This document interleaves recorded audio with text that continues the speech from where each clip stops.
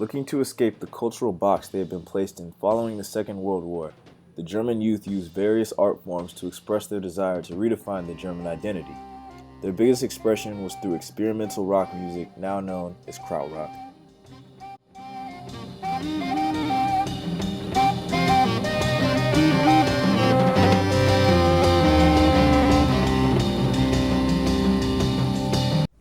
Following the conclusion of the Second World War, Germany was in shambles. The country was separated into an American and British-occupied East and a Soviet West. With strong aid from America and Britain, Germany was able to get back on its feet quickly. Unfortunately, with that American aid came an import of American culture. This is Germany today, every day, and this is the riverside view of Heidelberg, the old university town, where a ruined castle perches high above quaint streets.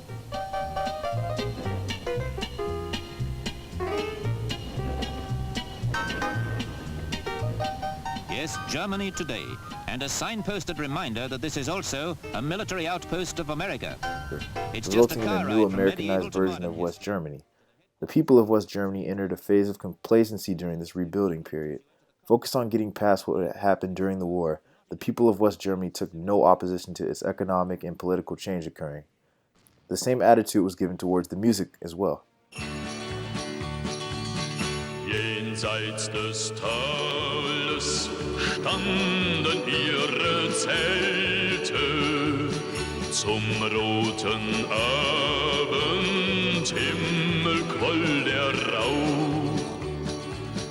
Das war ein Singen in dem ganzen Heere und ihre Reiterbuben sangen auch.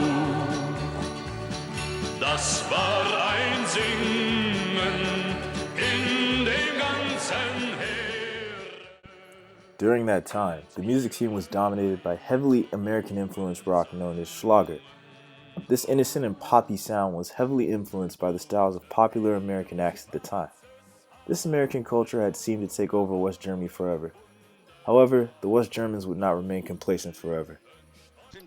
By the late 1960s, a social movement known as the 68. Generation, or the Generation of 1968, had arose.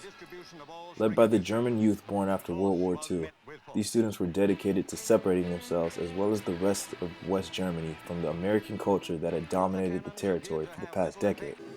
Similar to the American hippie movement, these youths of Germany were straying away from the typical culture of their time. It was at this time that groups from all over West Germany began experimenting with unorthodox sounds to create new music. None of these groups knew each other. They all came from different parts of West Germany, but they all had the same goal: create a unique sound far from Schlager that would help change the scope of what defined German music.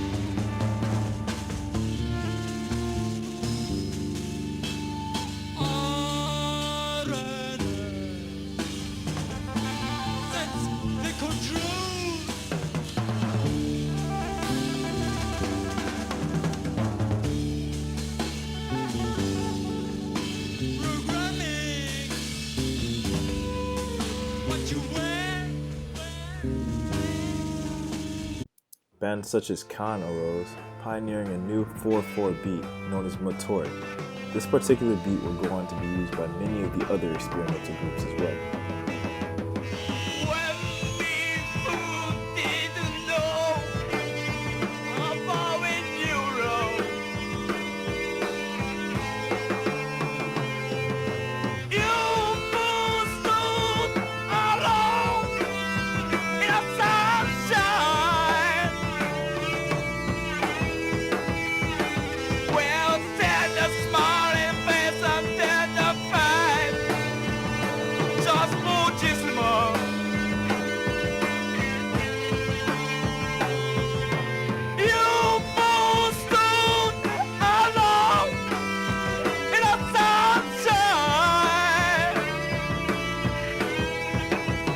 Krautrock, an electronic-oriented band, utilized the recently invented synthesizer to create an authentic techno sound that was unheard of at the time.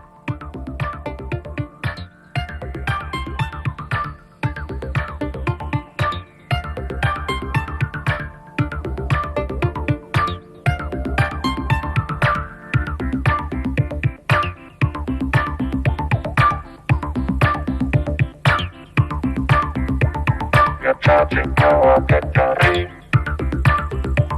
And now we're full of energy. We are the robots. We are the robots. We are the robots. We are the robots.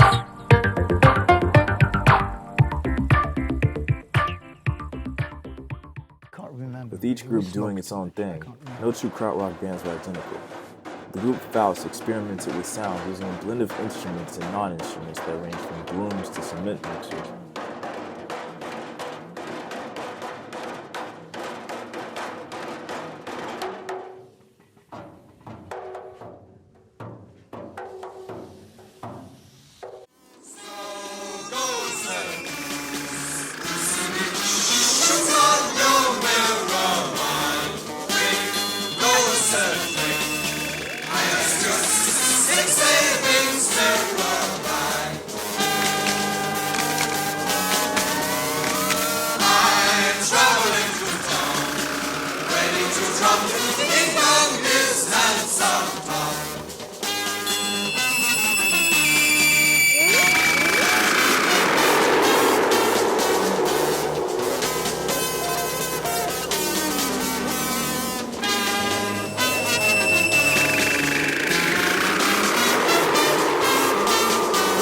On the other hand, you had Tangerine Dreams that had their own unique sound, creating a more psychedelic sound that was more toned down than FWIS, but still in its own, very experimental.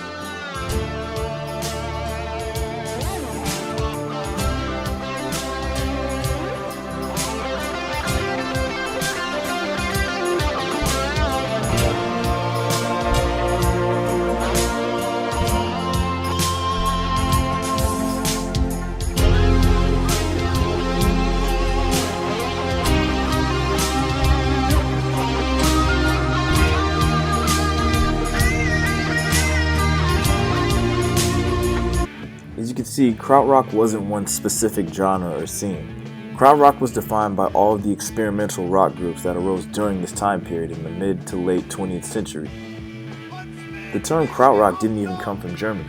It was a name given to all of these experimental groups by British people who were mocking the new sound at the time.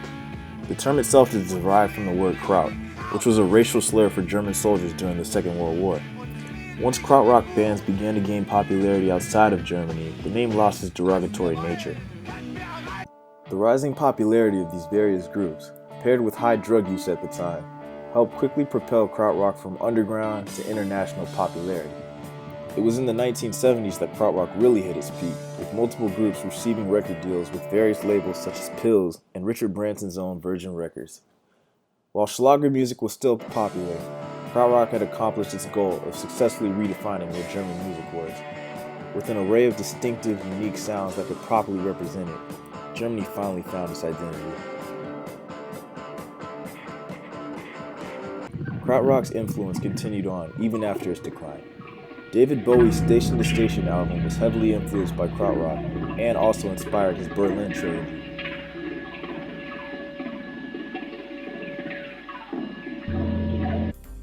Many of the krautrock bands developed followings and are still touring today.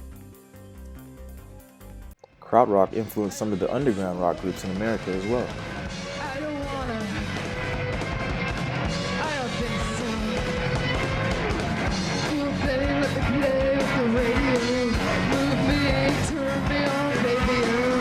Thank you for watching this presentation. This video allowed you to develop an understanding of krautrock and its importance of rebuilding German culture.